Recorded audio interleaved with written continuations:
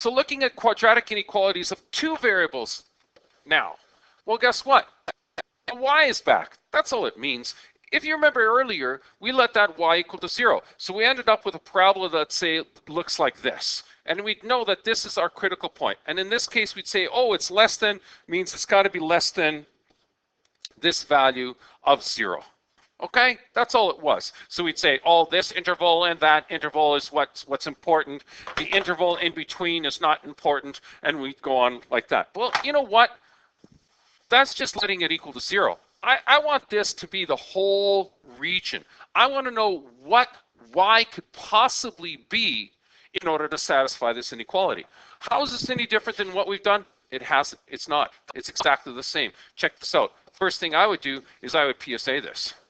First thing I would do. And then I would say, okay, that's -4, that's -3. Of course, it's -4 and 1. This is going to be -4 plus 1, and everything's good. -4, 1, x minus 4, x plus 1, let that equal to 0 to find the critical points, this leaving you x equals to 4 and x equals to -1. Plot it on the graph. There's our -1, there's our 4. You know and I know that this is opening up and has a vertex, or I should say a y-intercept at -4, but I have no idea what the vertex is. Let's figure that out. Starting here, 1, 2, 3, 4, 5. So I know it's going to be at 2.5.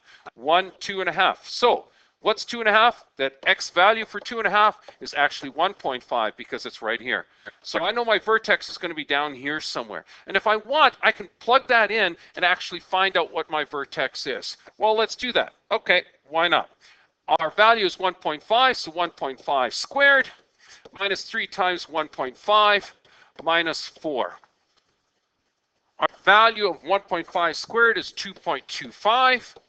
Minus 3 times 1.5, that's going to be minus 4.5 minus 4. Look at that. We got minus 8.5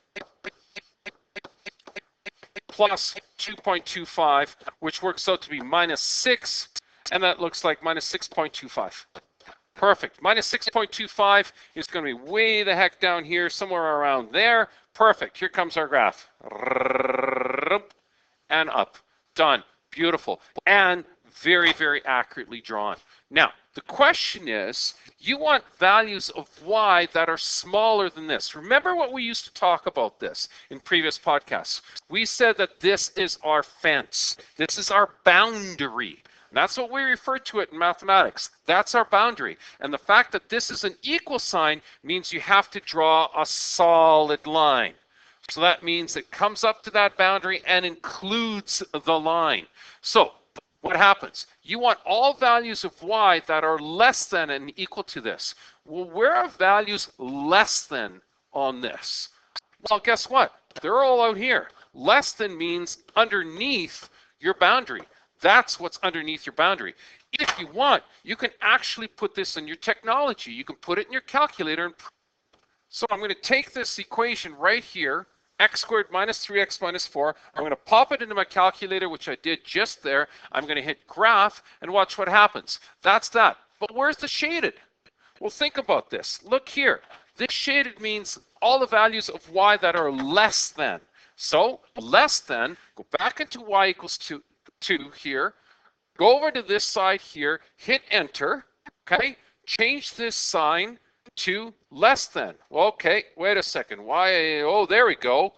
There's less than. Hit OK. And now let's graph it and watch how it changes. It shades everything outside of the parabola that we had, just like we sketched earlier.